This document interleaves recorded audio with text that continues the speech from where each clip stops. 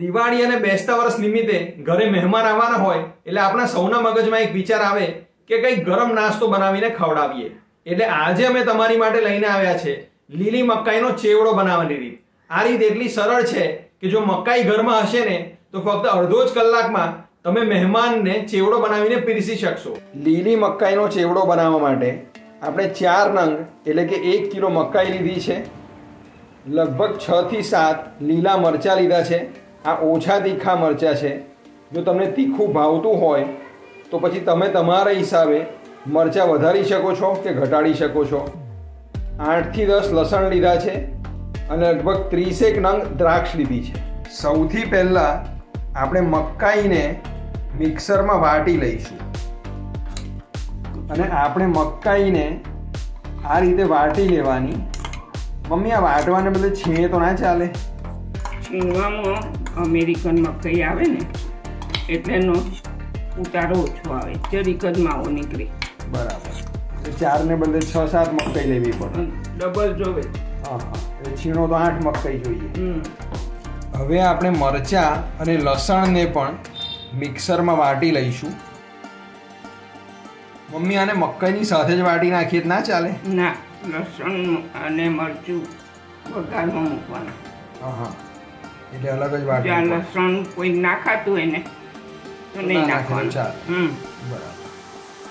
લીલી મકાઈના ચેવડાના વઘાર માટે લગભગ 3 પરી જેટલું આપણે તેલ મૂક્યું છે અને 2 પરી જેટલું આપણે એમાં ઘી ઉમેર્યું છે.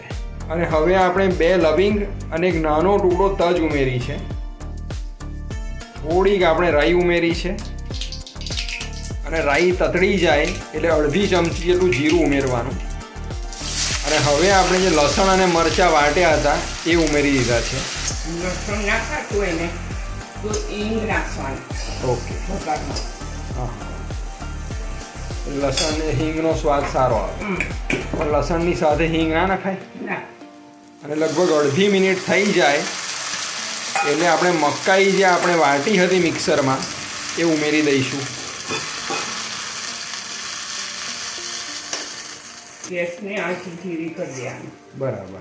એટલે આ ઉમેરીએ એટલે એકદમ ધીરા તાપે થવા દેવાનું. ધીરા તાપે. બરાબર. અને હવે ધારો કે આમાં તેલ કે ઘી ઓછું પડ્યું હોય, નીચે સે ચોંટતું હોય તો શું કરવાનું? આ સ્ટેજ પર જ નાખી દેવાનું.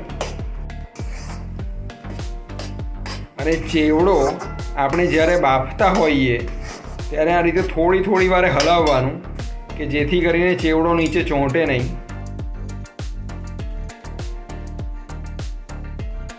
અને હવે આપણે જે 30 દાણા દ્રાક્ષ લીધી હતી તે ઉમેરી છે. અને દ્રાક્ષ નાખ્યા પછી પણ આપણે ચેવડાને મિક્સ કરી લઈશું. તમે જોઈ શકો છો કે ચેવડાની ધાર પર એકદમ થોડું તેલ છૂટવા માંડ્યું છે. આ નિશાની છે કે આપણો ચેવડો થોડો બફાઈને તૈયાર થયો છે.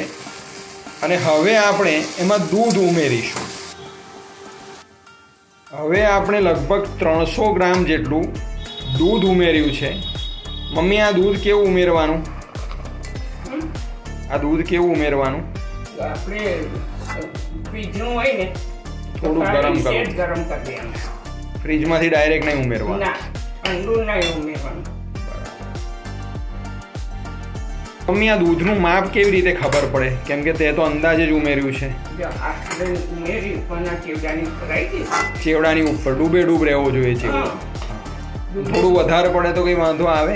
કશો વાંધો નહીં. આ તો પેલું આપણે થોડું ધોયેલું પાણી નાખવાનું છે ને એટલે ઓછું ઉમેરીએ.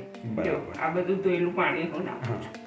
હા, એટલે પેલું મકાઈ વાટ્યા પછી મરચા વાટ્યા પછી મિક્સરનું પાણી પણ હા એ નાખી દીધું. બરાબર.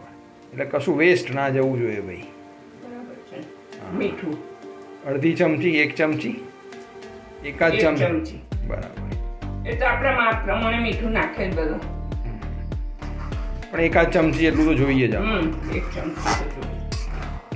તમે લાલ મરચું નાખવાની કોઈ જરૂર નહીં. ના, લીલું નાખે ને લાલ નાખવાનું.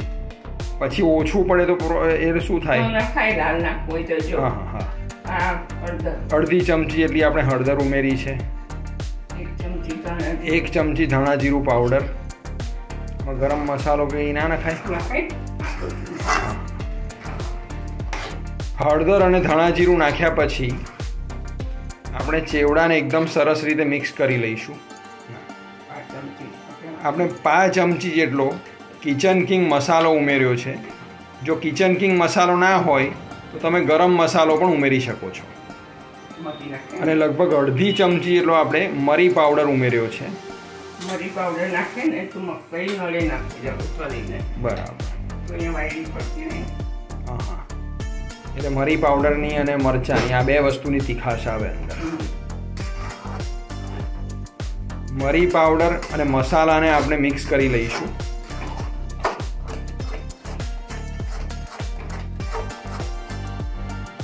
અને હવે આપણે 1 લીંબુનો રસ નિતારવાનો છે.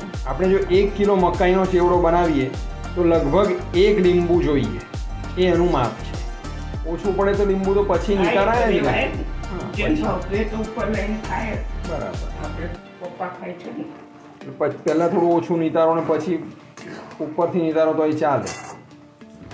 અને હવે આપણે 4 નાની ચમચી ખાંડ ઉમેરી છે, એટલે 1 મકાઈ પર 1 નાની ચમચી ખાંડ. અને તમે જોઈ શકો છો કે આપણો ચેવડો સહેજ પણ ચોંટતો નથી તાવડીને. તો મમ્મી ધારો કે આ ચોંટવા માંડે તાવડીને છે, તેલ ઓછું હોય તો ચોંટે ને તો ચોંટે ના. બરાબર.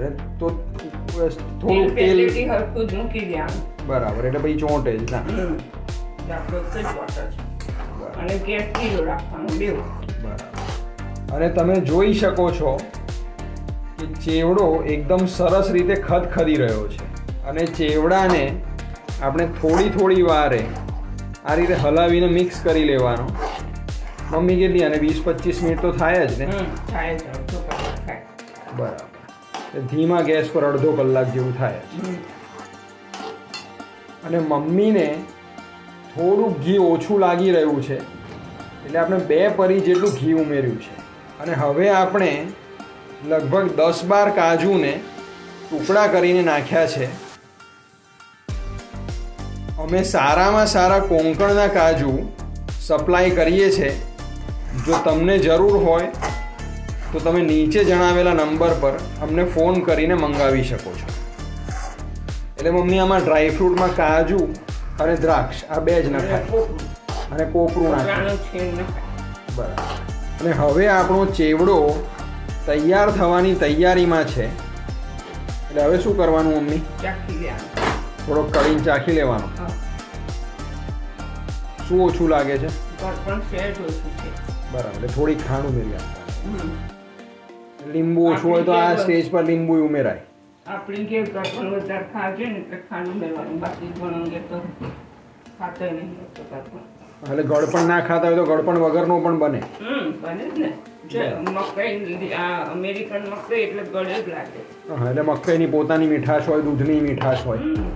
મમ્મી આ ચેવડો તૈયાર થયો છે કે નહીં કેવી રીતે ખબર પડે? સાઈડ પર થોડું તેલ છૂટવા મળશે. બરાબર. અને ઉપર પણ તેલ છૂટે? હા, ઉપર દેખાય. એટલે આવું થોડું તેલ છૂટવા માંડે એટલે સમજવું કે તૈયાર. અને હવે કોપરું ભભરાવું. બરાબર. કોપરાનું છીણ ના હોય તો પેલું મોટું થોડું હોય તો પણ ચાલે. બરાબર. અને કોઈ ના ખાતું હોય તો નહીં ભભરાવે. કોપરા સાથે બીજું શું ભભરાવી શકાય? કોપરું ને છેલ્લે ધાણા.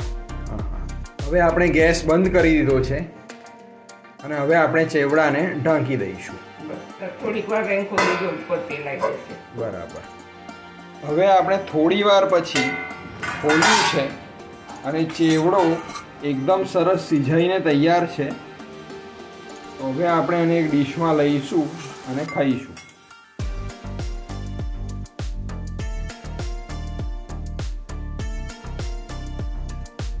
મિત્રો, જો તમને અમારી આ રેસીપી ગમી હોય તો આ વિડીયોને લાઈક કરો, આ વિડીયોને વધુમાં વધુ લોકો સાથે શેર કરો અને આવી જ નવી રેસીપી શીખવા માટે અમારી ચેનલ કુકિંગ કુમારને સબસ્ક્રાઇબ કરવાનું ભૂલતા નહીં. Thank you.